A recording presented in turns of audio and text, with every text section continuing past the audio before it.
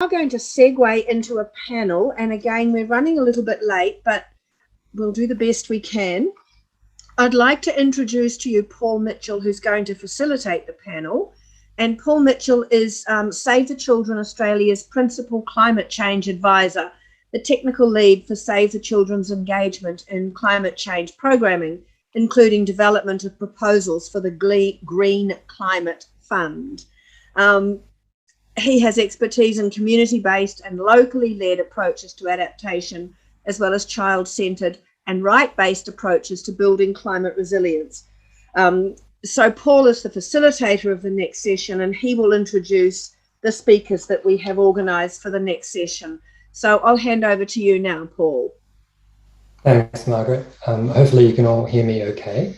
I like that you called it the Glee Climate Fund. That was quite good, actually, because it's often not very gleeful at all. So thank you all for joining. So this is the parallel session, Risks and Opportunities of Integrating ECD into Climate Policies. I'm really glad that you're here. And I think really interestingly that it's following on from Ben's presentation just then on some of the impacts of climate change that we will see coming down well, now already and in future years around sea level rise, but there are a myriad of other impacts. So the session today will look at some of the connections between ECD and climate policy, discussing the pros and cons of integrating ECD into climate policy and climate finance. I'll take a minute just to frame what we're doing, and then I'll introduce you to our awesome panel, and then I will start peppering them with questions. I don't know if there's a chat function, so apologies, but hopefully you all have the opportunity to ask questions towards the end of the session as well. So save them up and we'll make sure that we get that functionality working. So we know, as per Ben's presentation just then, and from a variety of other sources, including the IPCC and other institutes, that significant climate change impacts are now locked in, regardless of the success of future action to reduce emissions. So we know that adaptation is a critical component of what we do going forward. There's just no way around it. Things will be occurring. Sea levels will rise, storms will get stronger, droughts will get more intense. All kinds of impacts are coming. We need to build resilience to those, while at the same time, of course, pushing forward for really strong action on mitigation to reduce those further future impacts over time. We also know that children and youth are the least responsible for this catastrophic climate crisis that we find ourselves in. They haven't been around on the planet long enough to have contributed to many emissions, really, regardless of where they're born. But we also know that they will bear the brunt of the impacts through time, and particularly for children, because they're physiologically and psychologically less prepared to deal with those impacts over time. But we also know that climate policy and climate finance almost never take a child-centered approach, let alone consult with children. Children are just not often on the agenda. Youth, slightly more included these days, but still not really often having a seat at the table where decisions are made about what kind of adaptation is needed and how it should be implemented. We also know that in general, people who are healthier, wealthier, and better educated are inherently more adaptable to changing contexts, and that includes the climate context and the impacts of climate change. So that means that ECD is a really critical component of what we do going forward, but climate finance is not currently engaging with ECD mechanisms. It's not currently engaging with the ECD community, which is a significant problem and something that we'll discuss. We know, therefore, that ECD is a critical component of adaptation going forward. So we put this panel together today to talk with you more about this issue. We're really lucky to have a range of really interesting expertise with us. I'm going to introduce you to them now. Apologies in advance to my panelists if I mess up your names. So Dr. Adrian Cerezo is a social ecologist, environmental scientist, and human development researcher. He works in the nexus between human and sustainable development, particularly related to ECD and global biodiversity conservation. He is a fellow at the Zyga Center for Early Childhood Development Policy and a knowledge exchange lead for ECDAN, and serves as a consultant for UNICEF across the region. We also have Dr. Ingrid Pramling Samuelsson, who's a professor of early childhood education at Gothenburg University in Sweden and UNESCO chair in ECE and sustainable development. She's also been the world president of the World Organization for ECE, and her main research area is focusing on young children's learning and how we can create conditions for quality ECEC programming and running projects around sustainable preschool. We have Alisi Rabukawaqa, apologies Alisi, I know I got that wrong, who is from Fiji and has worked for over a decade in environmental conservation, climate activism, and Indigenous people's traditional rights and knowledge advocacy. She sits on the youth-led grassroots network 350.org Pacific Climate Warriors Council of Elders as the Melanesian representative. It's just such a cool thing to do. And she provides traditional knowledge on working with Pacific communities and Indigenous perspectives for climate justice work. She also works as a marine scientist with the IUCN within Fiji and with communities in the region. Finally, last but not least, we have Joe Waters, who's the CEO and co-founder of Capita, which is a startup ideas lab working at the intersection of academic research, public policy, social innovation, design, and the arts to ensure that all young children and families flourish. So really interesting range of perspectives coming today across generations and looking at this issue from a variety of perspectives. So what we'll do is we'll start with an overview from Adrian around why high-quality, well-financed, equitable child development programs can be key components to building adaptive capacity and engaging with climate change resilience and adaptation over time. And then we'll flip in, I'll ask a few questions of each of the panelists, and we'll move from there into Q&A before I summarize at the end. So I think, Adrian, hopefully you can come online and start your part.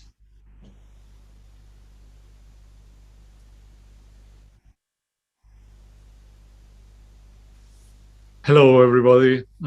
It's a pleasure to be here. Second day. This presentation is going to be much shorter than the presentation yesterday. I'm going to find my slides.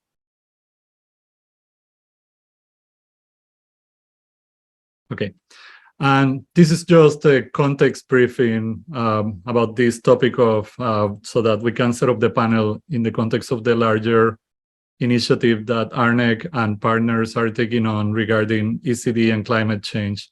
So yeah, let's get started.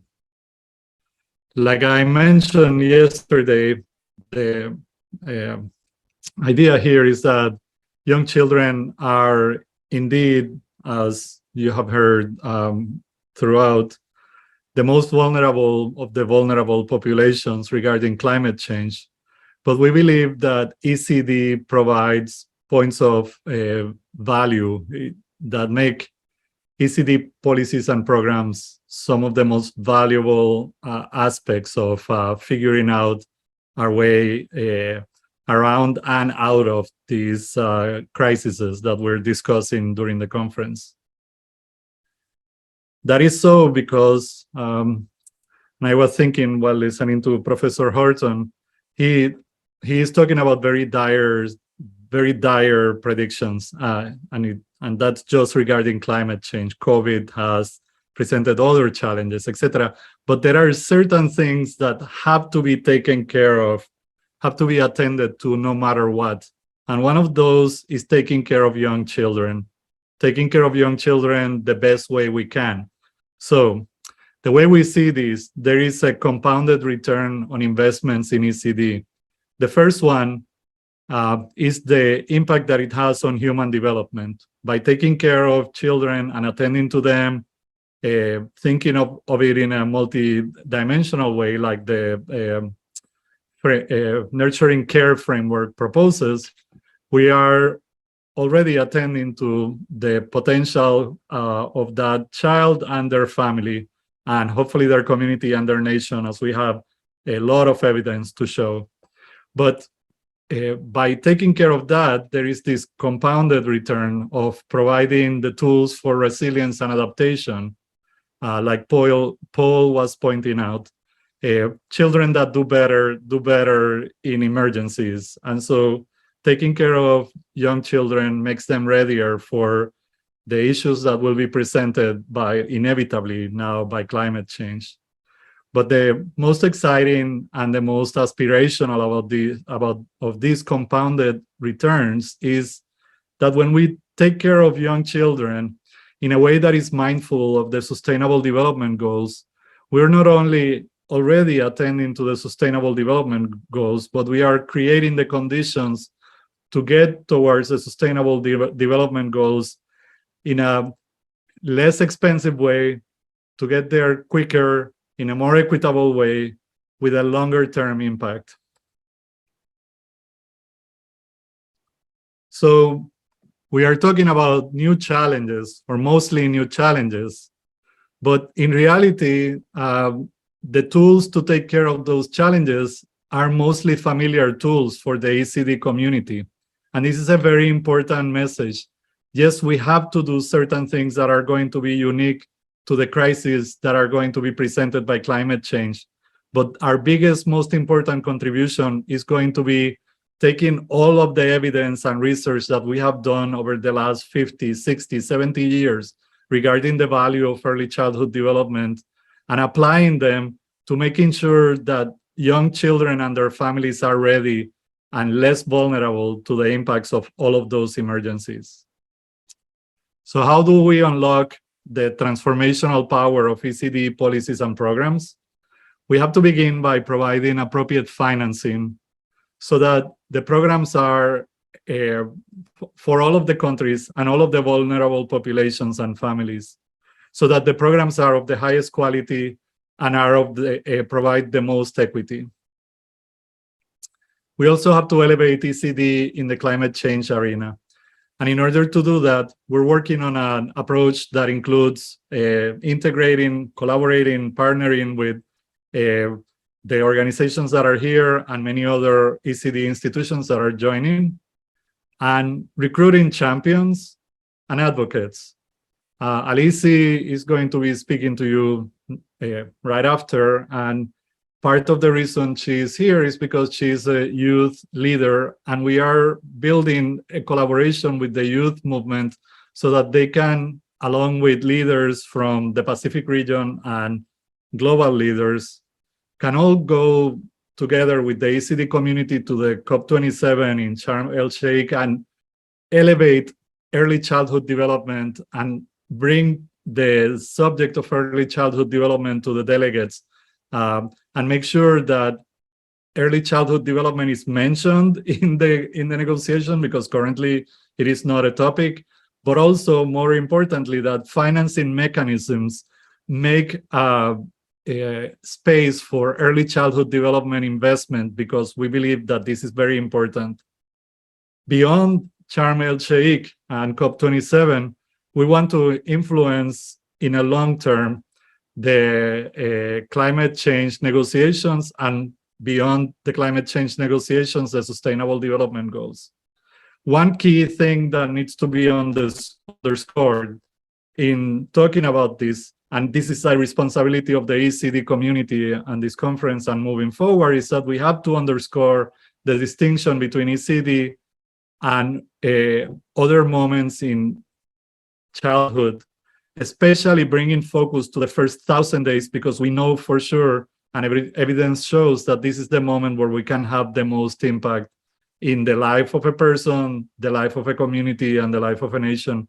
And we believe that these impacts are also going to add to the resilience and capacity for adaptation of those children.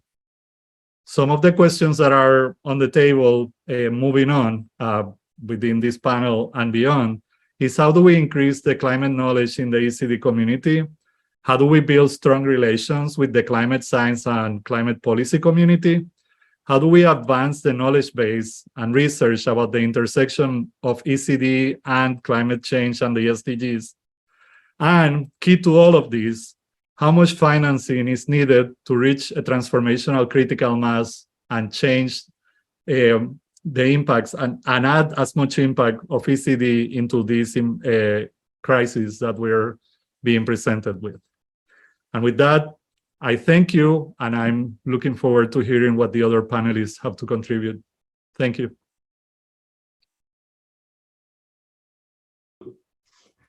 Fantastic. Thanks so much, Adrian.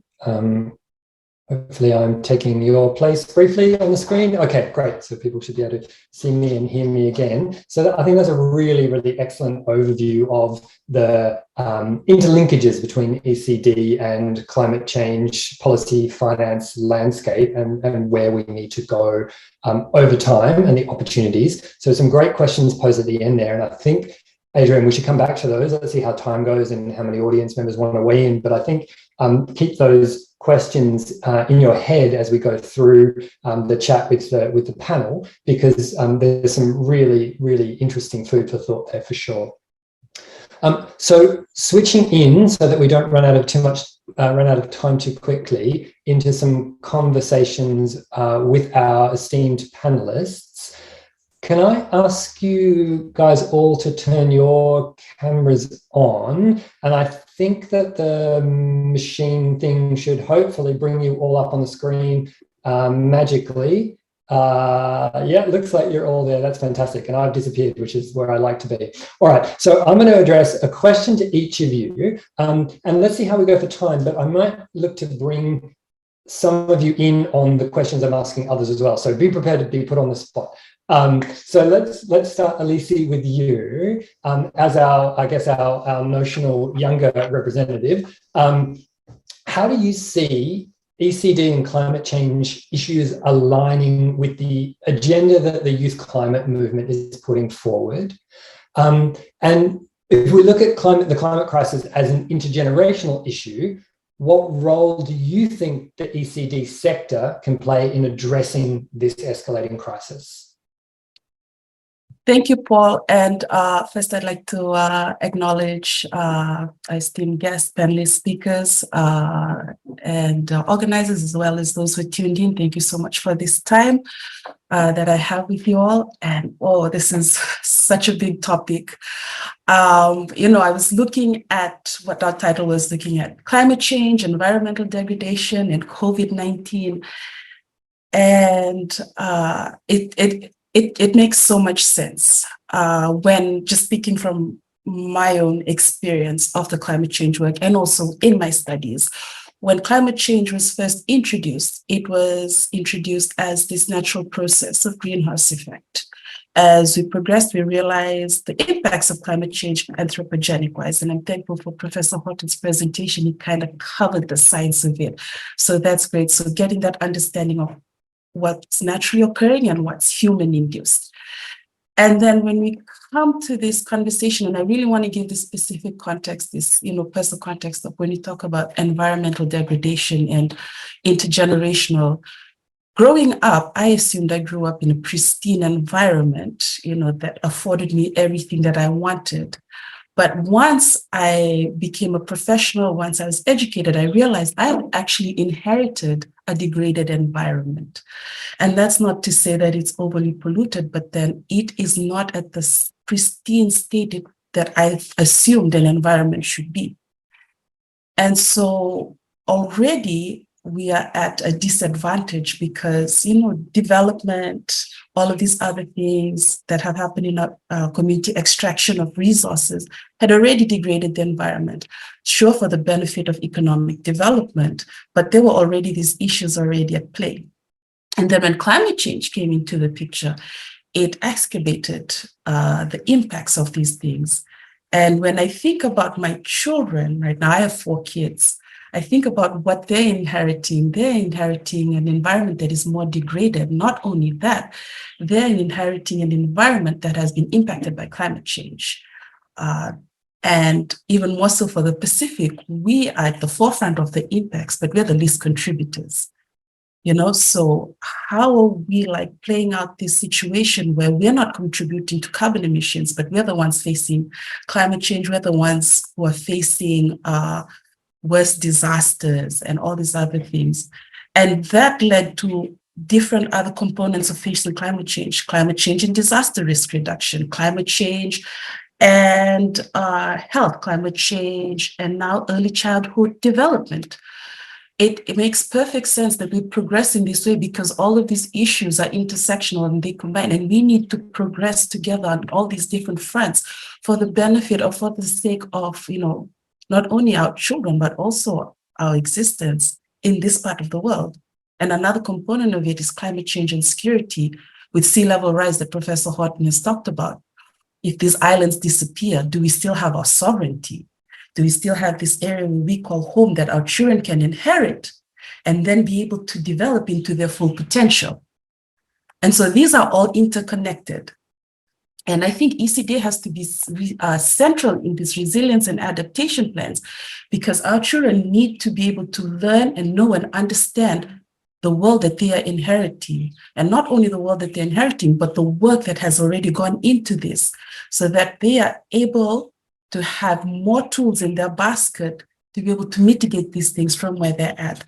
For us, it was a choice, let's get into climate change advocacy, let's do this work. It's a field that you can get into, a job, so to speak.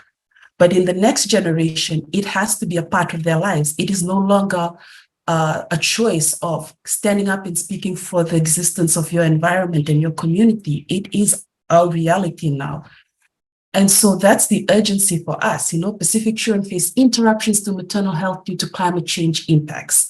Our compromised food security systems and access to clean water due to sea level rise and soil salinity, lack of access to shelter because of the cyclones. We've had 2 Category 5 cyclones in the last 5 or 6 years. And just the toxic stress from the experience of all of this. And I don't want to end on that note. I also want to talk about how Pacific cultures have responses for this, how we have inbuilt mechanisms for nurturing and parenting children, and how when we look at the triangle of, equity, finance, and the other one that was shared earlier by Adrian, like how do you fit in the context of the Pacific in those discussions in terms of access, in terms of building mechanisms that reflect our reality now and can help us in the future. And in that, I'm saying like a key ask for us is to consider advocating at national and global levels on this. When you're thinking about COP, when you're thinking about all these intersections, we're talking about the intersections with oceans, yes, with security, yes, the finance, yes, and also how are we helping our children to be resilient and adapt as well. And it's fundamental to discuss when we're talking about climate change. And it needs to be incorporated into the support provided to climate vulnerable countries through climate and resilience funding mechanisms. And it's vital to resilience and recovery so that young children can build investments in order to provide a future where young children can build themselves up to their full potential depends on investments in early childhood development now. And I'm just going to leave it there for now and hand it back to you, Paul. Thank you. Thanks so much, Alisi. Some really fantastic points there. And it's actually really great that you ended on, it's almost like we planned this, that you ended on the issue of finance. And I think it's really interesting when you talked about the fact that all of these issues are interconnected and the intersectional approach is required. And so, Ingrid, jumping across to you, because we're talking about funding, and if we're talking about all of these issues being interconnected and needing to be addressed together, they can't be addressed in isolation, but the funding channels available for various things are often really siloed. So I guess to jump into that silo just for a minute, the question we have for you is that while we know that global funding for ECD is increasing, there is still a significant gap, right? And so what is that gap? What do we know about that gap? And how can we ensure that it's closed, that there's access, young children have access to quality, accessible ECD programs? And then if you want to add on to that, how do we connect that then into climate as well? Thank you, Paul. Of course, it's impossible to give figures of how much it would cost to put every child into some kind of early child development. But I think it's a question of priority of a country. And I know that the World Bank is quite willing to spend money on early childhood education. And I had a friend some years back who was called to a country to build up their early child development. And he began, and then they decided in the country that they should spend the money on airplanes instead. So he went back home and didn't develop the area. But I think I have, during the pandemic, I have been following the UNESCO webinars. And I have been surprised how much money that immediately was spent on digitalizing programs for children and parents. At the same time, many of the participants asked themselves, is it really a way to putting children behind the screen when they are so young? And I think what I'm going to say now, all of us in a way know. We know from research, but maybe not the politicians who are the one who decide, but we know from various fields that spend money of resources of the youngest age group will pay back the most in the society compared to teenagers. Early years education has the largest influence of each child's life. Education starts at birth, which gives a more vision, a more active process than talking about development. Although learning and development are two sides of the same coin. The family members are the child's first teacher. Depending on how they interact and communicate with young children, children's learning process begin and are formed. Many mothers in the developing countries today work outside the home.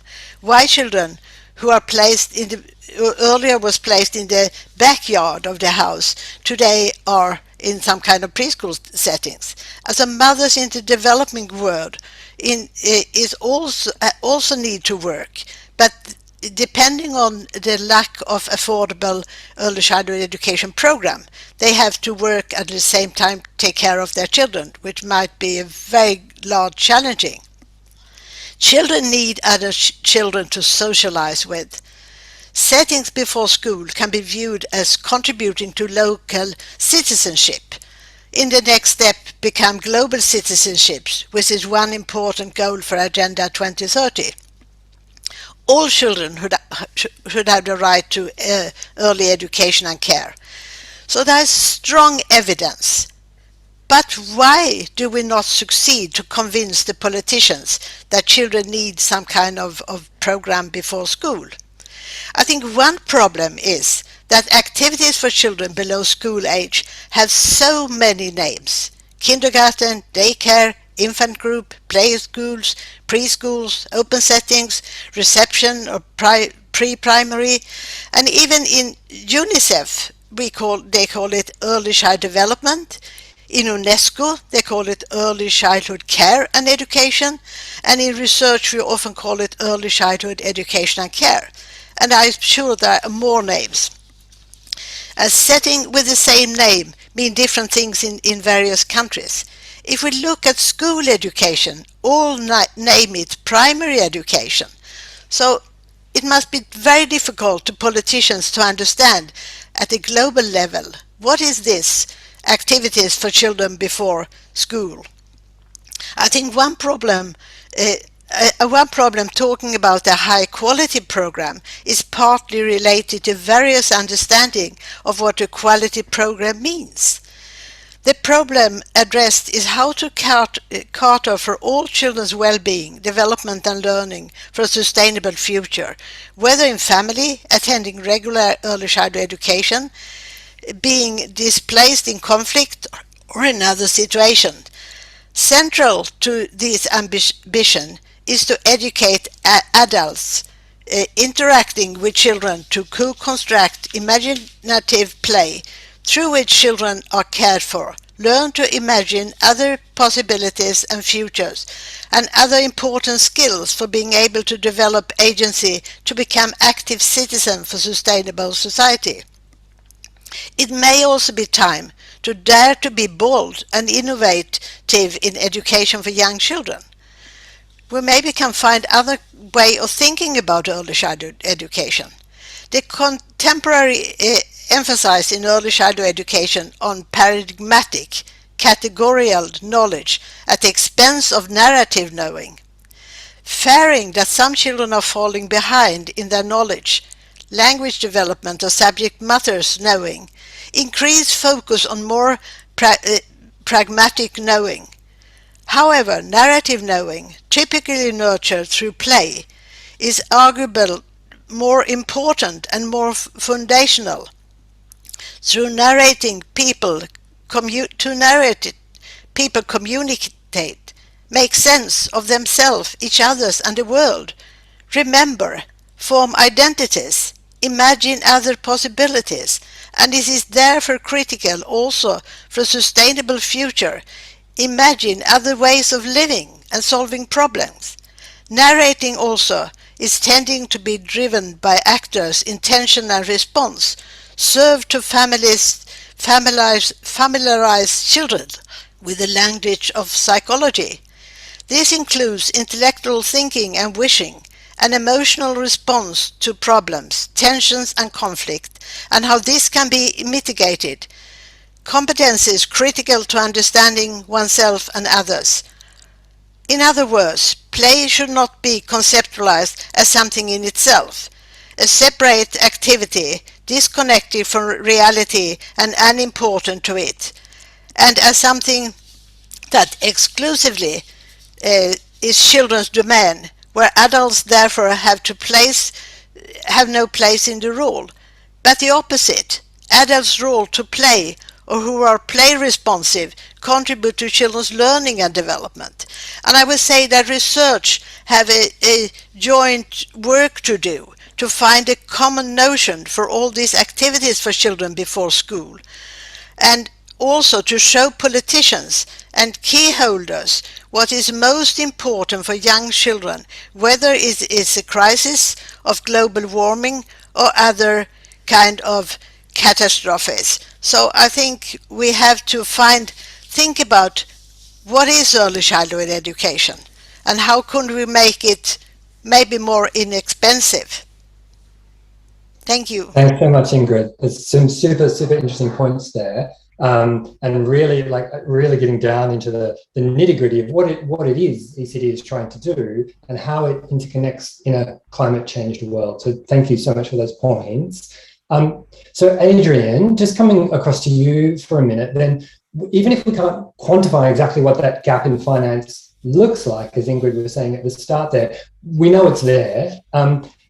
Is there a way that we can tap into this growing bucket of climate finance globally to start to support some of these core connections between fundamental children's early development and building resilience for climate change, and how might we go about doing that?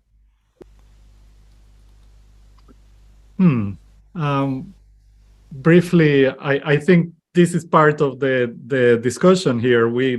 This is part of the reason why we need to do more research on this intersection. What we're trying to figure out, like Ingrid said, is national priorities and local priorities. We're also trying to figure out what are the things that are going to have the most impact. We know for sure that one thing, and this is based on research on other emergencies, one thing we need to tend to immediately in those first 1,000 days is avoiding safety and security and proper parental care so that we avoid toxic stress, because the impacts of that accrue over a lifespan, and they can be taken care of with relative ease and not a lot of funding. But I don't want to get too deep into it. I'm going to return it as a question, because I think that is the task, to start figuring out what are those priorities, to start putting together a global agenda so that we can bring it to the table, to the financing mechanisms, and say, this should be the beginning.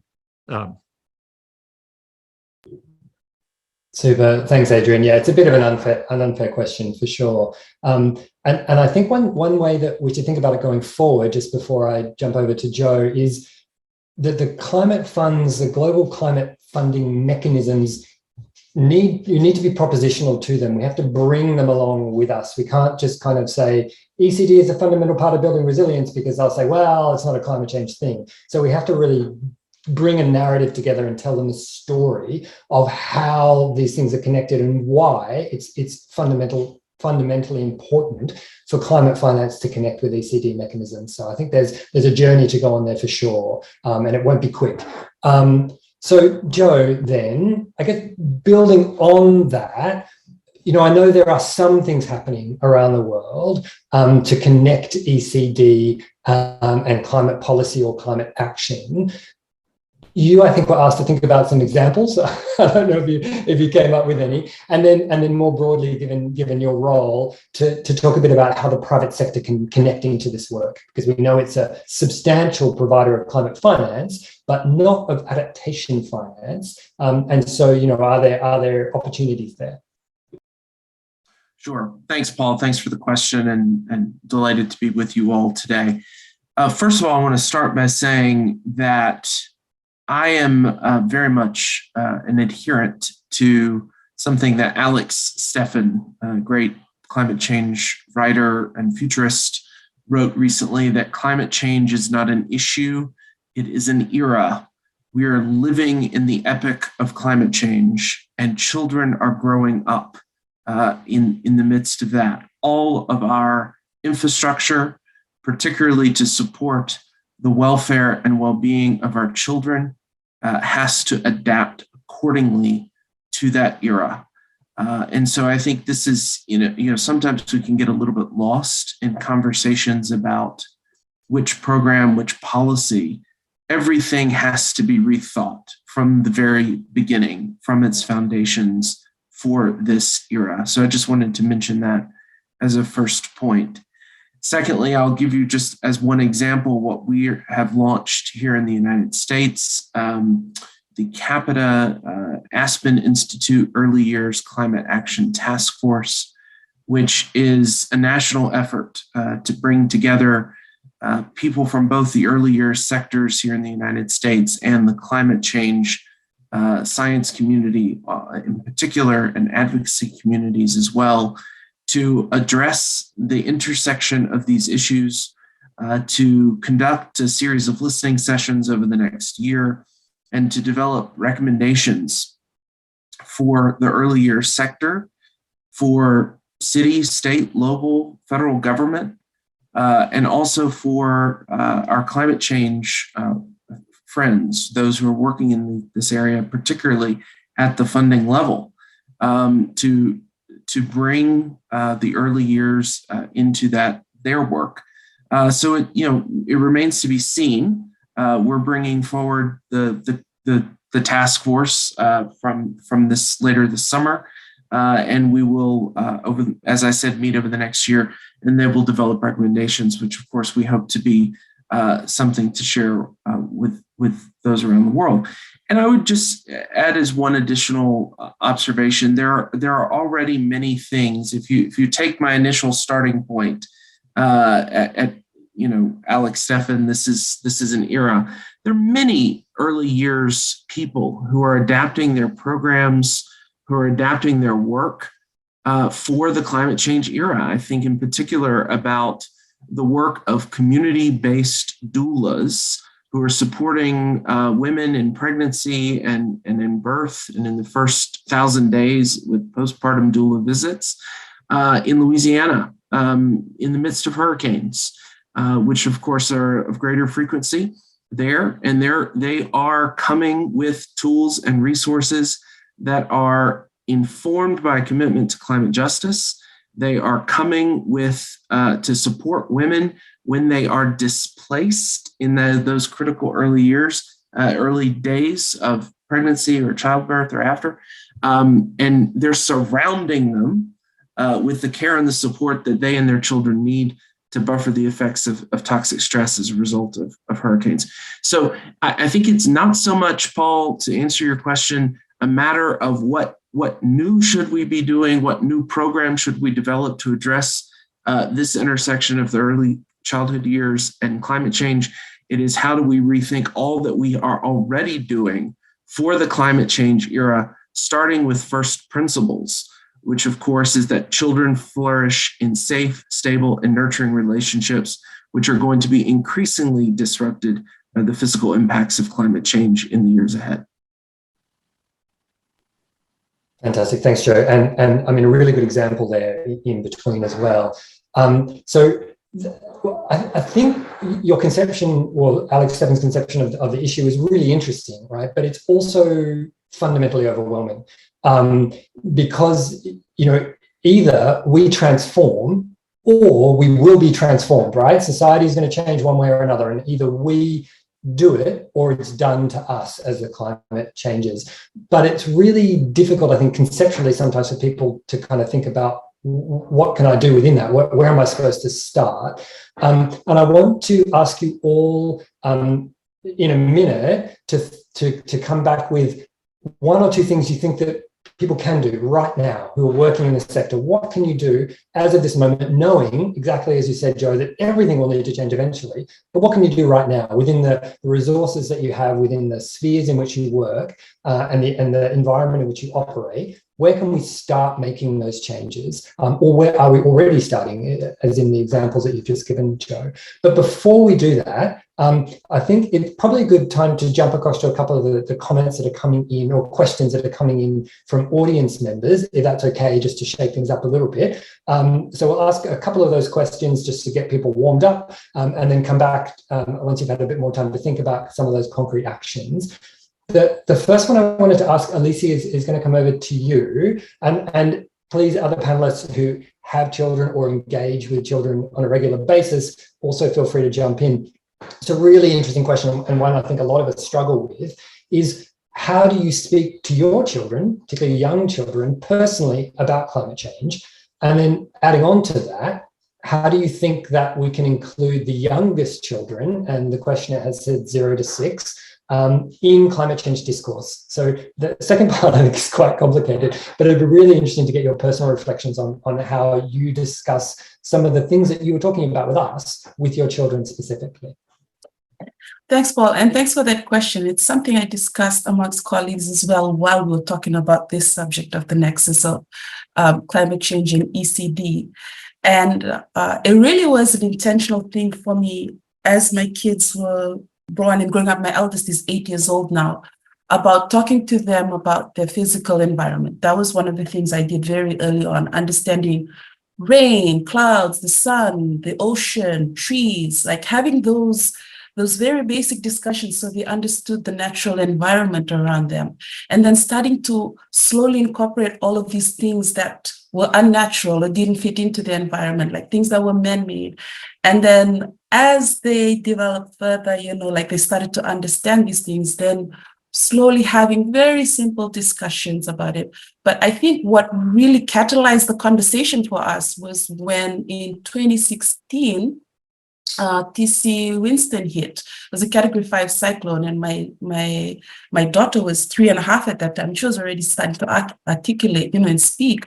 And she talked about how scared she was during the cyclone and what was happening.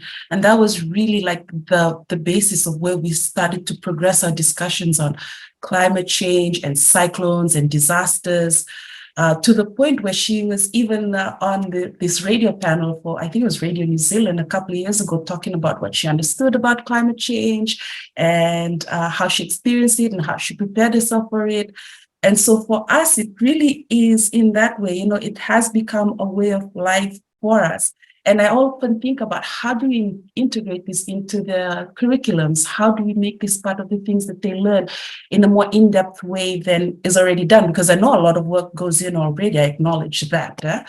And then on the second bit of having children's voices in the climate discourse, I think the needs need to be reflected. I think we can do that. We can be the ones to be their guardians, the parents to do that.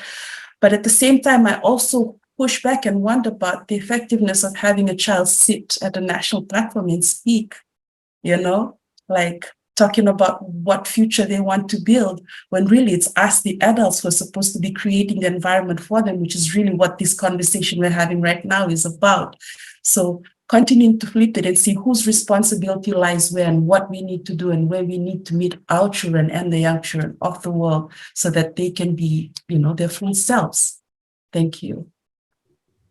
Thanks, Alisi. It's a super good answer. And I really like that idea of bringing your children along on a journey, right? As they grow, the narrative deepens and becomes more complex over time. And I think that's a really good point, particularly when they hit the teen years and get into the social media and kind of end up with a lot of doom scrolling. And, it can be a really difficult time. And your response on kind of bringing children's voices in, I think, is really on point as well. And, it's very easy for policymakers to nod and say, yes, of course, children are important, but then just to go on and do whatever they were doing before because kids don't have a vote, so it can be really a really challenging space. Often, I think we just actually need to cede the ground, get out of the way and let the kids take care of it because they already know what they need. And Adrian, I think you had a point you wanted to come in here on this question as well. Yeah, and this circles back to your first question and to the question you asked before you asked the question to Alisi. Anyway, I tend to say, I think a way of explaining this is that when we do early childhood development programs and early childhood development care well, on a normal day, we are attending to more of the sustainable development goals than most environmental organizations on their best day. Because early childhood development programs, when done well, are attending to poverty, are attending to health, are attending to nutrition, are attending to gender equity, are attending to equity issues, are promoting a dignified employment. And you can go through the 17 sustainable development goals, and you will see that ECD is, in fact, a cross-cutting fundamental building block of sustainable development. I am saying that to say, it is really important for the ECD community to understand that part of the responsibility here is not to overburden ourselves with new tasks when what we really need is to reach the critical mass of financing and policies and programs that we need to achieve the transformational impact that we can have. And that's this larger picture question that we need to bring to the COP and we need to bring to the United Nations General Assembly, and we need to keep bringing it to the table so that we can keep having this impact over and over again. Yeah, thanks, Adrian. So yeah, that system change is really fundamentally important. And the point you were just making there is actually a really good segue into another question from an audience member that I think all of you could equally well weigh in on. And so we might kind of jump around a little bit. The question actually, and maybe starting with Joe, because you referred specifically in your response earlier to the first 1,000 days. The question is, it's kind of a long one, so buckle in. Overall, it sounds like quality ECD interventions are key for addressing climate change and environmental degradation. I think we can all agree on that. But what specific interventions are required in the first 1,000 days to make children and families more resilient and responsive to climate change impacts? So that's a huge question, and I think obviously very contextual, but are there any kind of fundamental things that we need to make sure are done in that first 1,000 days? Maybe starting with Joe and then jumping to Ingrid if you wanted to come in on this as well.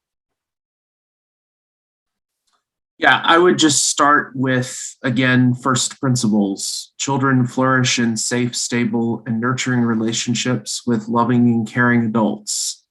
And their brains are developed in that context. They are buffered from the effects of toxic stress in that context. And so whatever we can do to strengthen those key relationships in the first 1,000 days, we should be looking at first. So to my mind, that includes things like I already mentioned in terms of community-based doulas, doula care. It includes universal home visiting. New Zealand, of course, has been a leader in this for many decades. Those sorts of things. And I think in some ways, and this is perhaps to a bit of the confusion, I think in terminology that Ingrid was pointing to, are those health interventions? Are those early years interventions? Are they early childhood interventions? Are they interventions focus principally on the child, on the parent, on the community. And so, really what I think this points to is that we need to support a flourishing ecosystem in which safe, stable, nurturing relationships can flourish. And that is a task far beyond the capacity the capability of any one or two or three interventions. So it really, I think, requires us to attend to what is Adrian's expertise, which is the whole social ecology. Thanks so much, Joe. So again, that kind of the intersectionality, I think, is what's coming. There's one word that we take out of this panel. It's going to be the intersections are really important. Ingrid, did you want to come in on this as well?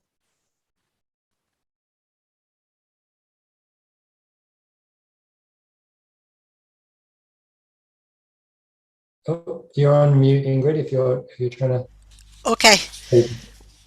Well, I'm thinking about how do researchers and politicians meet? I mean, I wish that I understood much earlier in my career that politicians are not reading all our beautiful papers we publish in different good journals. I mean, it's all a question of how do we meet. And the Swedish ombudsman once wrote to the minister in Sweden and asked all of them to come up with an answer of what they did to put children into their daily agenda, and guess if they were surprised. But it gave them something to think about. And I think there's another problem, that I participated in the conference in Stockholm Plus 50, which is a month ago, which is 50 years since the first sustainable conferences took place in Stockholm. And it's obvious that factors for climate change have not improved. And after the other of the speakers said, we know what to do, but we do not have leaders that can take these decisions. And as long as not every country is on the global agenda, we will not succeed. Although leaders around the millennium shift agreed at the conference in Johannesburg that education is the key question to change, nor education or children were visible on the agenda. And someone was talking about COP27. Well, they discussed that a lot, but they are trying to get teenagers, young people into it, not children. They are not a part of it. And all these conferences with talk of good key question, but it is first when young children's learning and development is a priority that we can hope for a change, since it's the next generation that the politicians need to take responsibility. Well, there's often discussion about women and their place in sustainability questions. And I think it's important to talk about not only climate change, it has to do with social, culture and economy, because it's all integrated to a wholeness.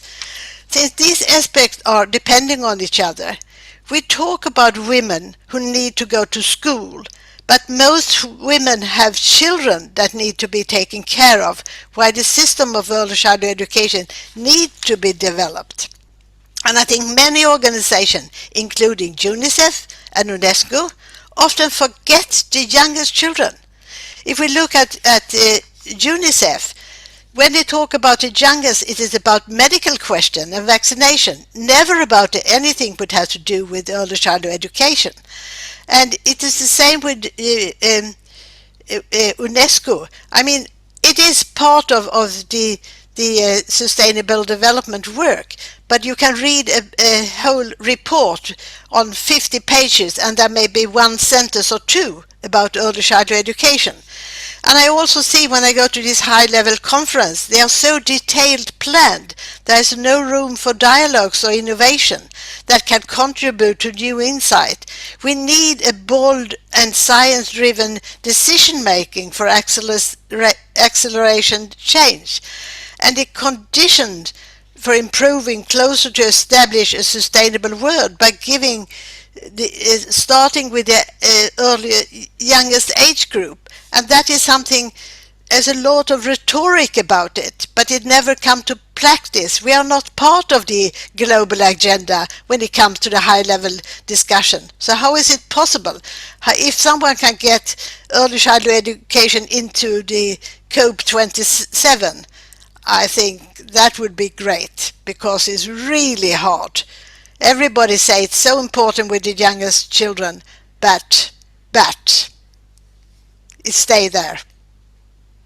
And I think the time is really right. Ingrid, your point's really valid. You know, those youngest constituents are the ones that most in need and the most left out. And I think there is this growing sense that this may be the year where the end of year gathering of world leaders kind of starts to actually grapple with these issues a little bit more. And so, you know, that hopefully the door is ajar and this community can push through.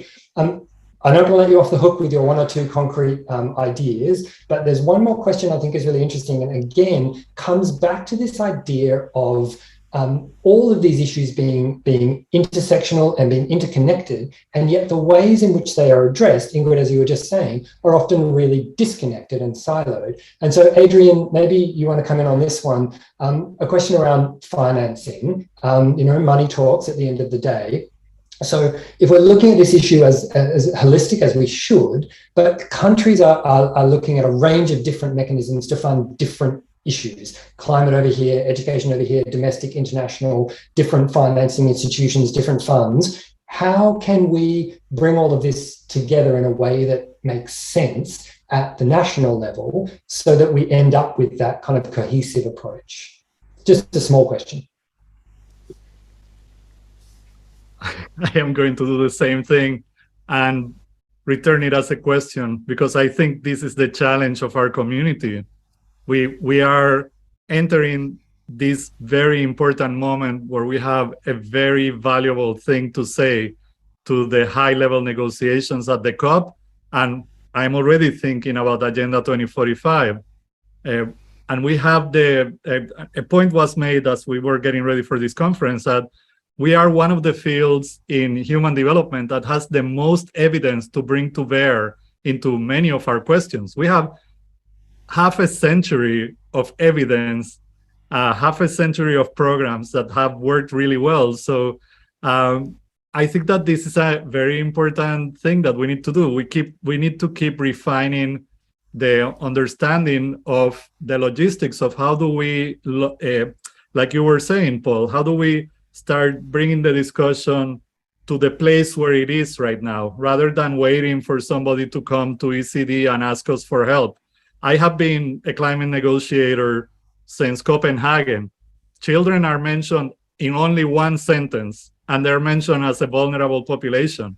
We need to make it visible, and this is why having Alisi here is such a powerful statement.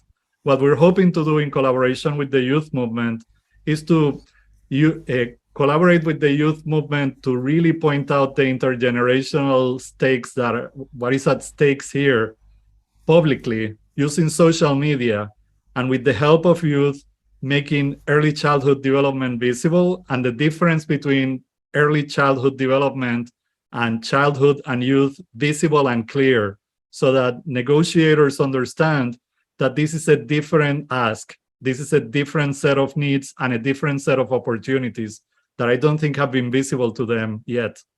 Again, this is not an answer, because I think it is time to work together as a community, work in collaboration with partners in the climate negotiating world to build the answers. And I don't want to propose answers when we're still beginning to build those relationships. And if I may add on, Adrian and Paul, to what was mentioned, and also attempt to answer this question on what can we learn from the Pacific experience. You know, what Adrian mentioned really resonated as well on children being only one line and being mentioned as vulnerable community. And also for the longest time, the Pacific was the poster child of vulnerable victims of climate change. And part of our work in our Pacific Climate Warriors movement and, you know, in the work of climate change was to change that narrative that we are not these victims hand in hand coming to ask you to unlock all this funding to give to us. No, we also have solutions. We also have ways that we can also engage and do the work. And so it's one of the components of the work is switching the narrative and not looking at children as just this vulnerable group, that's also mentioned, but how can we expand on that to see how they can contribute, how it is important to invest in children. And all of these narratives then tie into the practical sets of work that come into play. And it also takes time. I mean, the conversation around climate change is now on its 27th year, 27 years of trying to figure out globally how we're going to resolve the issue of fossil fuels, carbon emissions, and a just transition to renewable energy sources. And for the Pacific, another nexus that we have introduced, as I believe it was at COP23, which is 2017, a few years ago, was the introduction of ocean into the space. And can you imagine a conversation around climate change that doesn't include oceans? And for us, as large ocean states, we have pushed to include that. And we also recognize the importance of including children in this conversation. So these are all key pieces that we are bringing together and bringing to the table of these climate change discussions to say these are what we need to talk about as well. And there has progress been made on this front. And so I think that's what we can continue to do in order to push these important agenda items onto the table for climate change. Super good. Thanks, Alisi, for coming in at the end there. And at that same climate change meeting, in fact, that you just referenced, where Fiji was the chair, it had an outsized impact on all of the meetings that have happened since, because the Fiji delegation introduced this idea of talanoa, right? So the Fiji kind of process of discursive and back and forth and coming together. And that's ongoing now. That's really impacted on the way that those negotiations carry through, which I think is incredibly powerful. Joe, I see your hand. So can we go to you first? So come in with the point you want to make, and then in 1 minute, give me one or two concrete actions you think we can take forward from here. And then we'll go to Ingrid after Joe. Yeah, I just wanted to also say, I think it's vitally important that the early childhood community, the ECD community worldwide, push this agenda, push climate change on, push early childhood onto the climate agenda. However, I don't want to put it all on us as early childhood advocates, because I think it also needs to be said that much of the leadership of the world is terribly distracted at the moment and is really failing not only our children, but future generations. And I would offer just one example. In recent weeks, the G7 countries' heads of government met for 3 days, and they spent all of 90 minutes on food and health. And so that is the context in which so many, I think, global conversations are happening. And it really is terrible. So all that to say, I don't think it needs to be exclusively on parents, children, and the early childhood development community globally to push this onto the agenda. We also need to build strategies with advocates for stronger democracies, for example, civil society reforms, all of these sorts of things. They're part of the broader context in which we're working. So I just wanted to say, it's not all on the early childhood community. It's not all on parents and children. Super good point, Adrian, but I think the onus will, of course, be on this community to get it on the agenda in the first place, because there are so many competing interests. Okay, so Ingrid, in 1 minute, what's your one concrete action people can take away from this session today?